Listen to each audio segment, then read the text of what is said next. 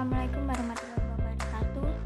Kami dari kelompok 2 akan mempresentasikan tentang sejarah dan perkembangan akuntansi, pendekatan untuk perumusan teori akuntansi, yang beranggotakan Jeffy Bella Pitaloka, NIM 20180171165, Yolanda Cahyaning Tias, NIM 20180171174, dan Endah Sri Widayanti, NIM 20180171195. Baiklah, di sini saya akan menjelaskan tentang sejarah dan perkembangan akuntansi.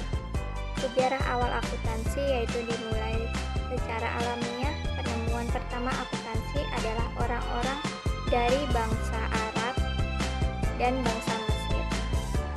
Ketika Kekaisaran Barat diserang oleh bangsa Barbar, maka Italia menjadi pusat perdagangan dunia, di mana banyak pedagang dari Arab yang berdagang di sana dan memberikan kontribusi yang sangat besar. Kontribusi Luisa Pacioli, seorang rahib Fransiskan tahun 1494, mempublikasikan buku dengan judul Summa de Arithmetica Geometria Proportioni et Proportionalita, yang isinya menjelaskan gambaran tentang kondisi catatan pembukuan yang dipraktekkan oleh para pedagang ketika waktu itu. Di sini ada kutipan, adalah baik untuk menutup buku setiap tahun, khususnya jika Anda dalam bekerja sama dengan orang lain. Akuntansi membuat persahabatan berlangsung lama. Yang selanjutnya ada perkembangan pembukuan berpasangan. Seketika abad ke-16 dan 17 dibuat perubahan dalam teknik pembukuan, berubah jurnal khusus atas transaksi yang berbeda. Evolusi praktek laporan keuangan periodik terjadi pada abad ke-16 dan 17 sekaligus merasionalkan debit dan kredit. Penerapan sistem berpasangan diperluas dalam tipe organisasi yang lain. Penggunaan akun sediaan yang terpisah untuk tipe barang yang berbeda terjadi dalam abad ke-16 dan 17. Abad ke-16 dan 17 terjadi revolusi industri. Akuntansi mendapatkan posisi dengan suatu kepercayaan pada konsep kesinambungan, periodisasi, dan aktual. Akuntansi Asia tetap dikembangkan sebelum awal abad ke-18. Abad ke-19 dilakukan depresiasi atas aset yang tidak terjual. Lahirnya akuntansi kos pada abad ke-19 akibat dari revolusi industri. Kemudian di sini ada perkembangan prinsip-prinsip akuntansi di USA. Ada fase kontribusi manajemen pada 1900 sampai 1933, yaitu pengaruh manajemen dalam pembentukan prinsip-prinsip akuntansi. Karena mereka sebagai pemilik saham, mereka mengendalikan bentuk dan isi ungkapan akuntansi.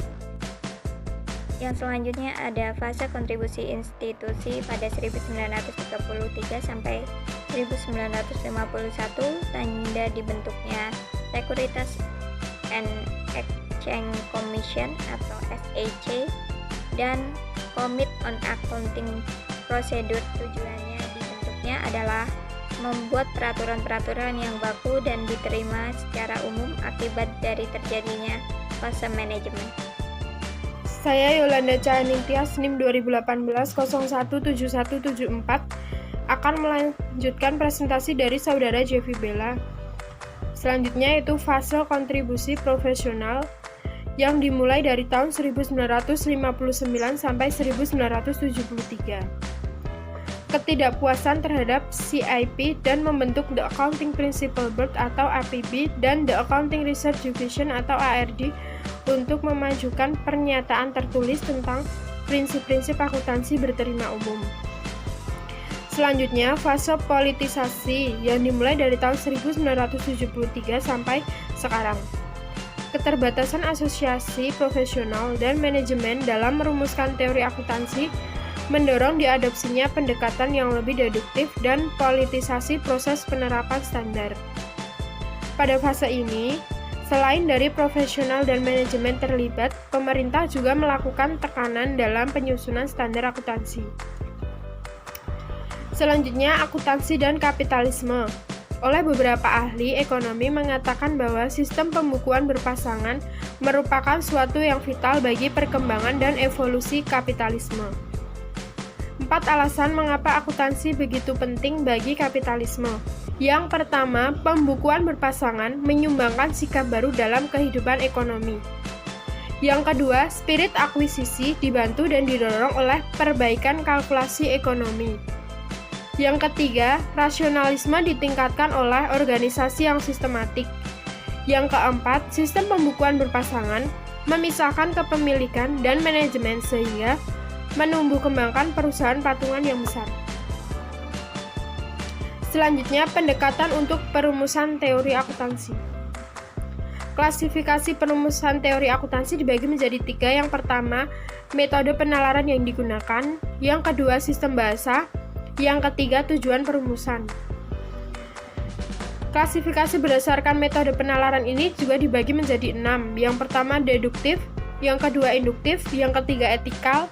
Yang keempat, sosiologi. Yang kelima, ekonomi.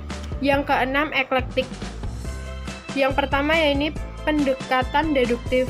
Perumusan teori akuntansi dimulai dari proporsi akuntansi dasar sampai dihasilkan prinsip akuntansi yang rasional sebagai pedoman dasar untuk mengembangkan teknik-teknik akuntansi. Langkah-langkah yang digunakan dalam perumusan ini ada 4, yaitu yang pertama, merumuskan tujuan umum laporan keuangan. Yang kedua, memilih postulat akuntansi yang sesuai dengan kondisi ekonomi, politik, dan sosial. Yang ketiga, menentukan prinsip akuntansi. Yang keempat, mengembangkan teknik akuntansi. Perumusan tujuan pelaporan keuangan merupakan hal yang sangat penting, karena tujuan yang berbeda memerlukan struktur yang berbeda dan akan menghasilkan prinsip yang berbeda pula. Yang selanjutnya yaitu pendekatan induktif. Pendekatan ini didasarkan konklusi yang digeneralisasi berdasarkan observasi dan pengukuran yang terinci. Menurut Littleton, menyatakan bahwa prinsip akuntansi dapat dihasilkan secara induktif dengan melakukan pengujian secara empiris. Langkah-langkah yang perlu dilakukan melalui pendekatan ini, yang pertama, mencatat semua observasi. Yang kedua, menganalisis dan mengklasifikasikan hasil observasi. Yang ketiga, hasil observasi kemudian digeneralisasikan. Yang keempat, pengujian terhadap generalisasi tersebut. Yang selanjutnya, pendekatan etika didasarkan pada konsep kebenaran atau truth, keadilan atau justice, dan kewajaran atau fairness. Indikator kewajaran dalam akuntansi menekankan bahwa hendaknya informasi akuntansi yang disajikan harus benar atau objektif dan sesuai dengan standar akuntansi yang berlaku umum. Adil dilihat dari pendistribusian dan pengungkapannya. Pendekatan sosiologi. Pendekatan ini menekankan pada pengaruh sosial yang timbul dari teknik-teknik akuntansi terhadap kesejahteraan sosial di lingkungan tempat akuntansi yang dioperasionalkan. Pendekatan ekonomi. Pada pendekatan ini lebih menitik beratkan pada pengendalian terhadap perilaku indikator makroekonomi sebagai akibat adopsi dari berbagai teknik akuntansi. Dengan demikian, teknik akuntansi yang dikembangkan harus dapat mempengaruhi kesejahteraan ekonomi umum. Pendekatan elektik. Elektik artinya memilih di antara berbagai macam kombinasi pendekatan yang cocok dan sesuai dengan standar yang bersangkutan, di mana pendekatan yang terbaik dan yang paling relevan dengan kegunaannya lah yang akan dipakai. Pendekatan elektik ini bertujuan untuk mengembangkan akuntansi dengan menggabungkan berbagai pendekatan yang selama ini sudah digunakan. Klasifikasi berdasarkan sistem bahasa. Yang pertama, teori sintaktik. Dalam teori ini berusaha untuk menjelaskan praktik akuntansi dan memprediksi bagaimana akuntansi akan bereaksi pada situasi tertentu atau bagaimana mereka melaporkan peristiwa tertentu. Dengan demikian, teori ini berkaitan dengan struktur proses pengumpulan data dan pelaporan keuangan. Yang kedua, teori semantik. Dalam teori ini berkaitan dengan penjelasan mengenai fenomena atau objek dan peristiwa dan istilah simbol dan yang mewakilinya. Dengan demikian, teori ini memberi penjelasan mengenai definisi operasional dari praktik akuntansi. Yang ketiga, teori pragmatik. Dalam teori ini berusaha untuk menjelaskan pengaruh informasi akuntansi terhadap perilaku pengambilan keputusan. Klasifikasi berdasarkan tujuan. Yang pertama, teori akuntansi normatif.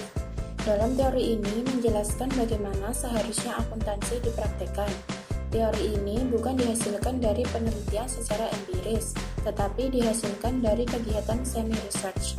Teori normatif hanya menyebutkan hipotesis tentang bagaimana akuntansi seharusnya dipraktikkan, tanpa menguji hipotesis tersebut.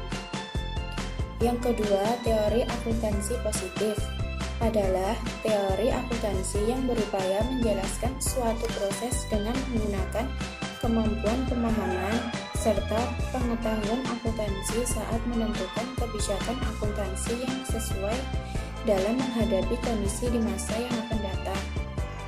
Tujuan dari teori akuntansi bermaksud untuk memprediksi dan menjelaskan praktik akuntansi. Teori akuntansi positif ini merupakan studi lanjutan dari teori akuntansi normatif karena kegagalan dari teori normatif dalam menjabarkan fenomena praktik yang terjadi secara real atau nyata.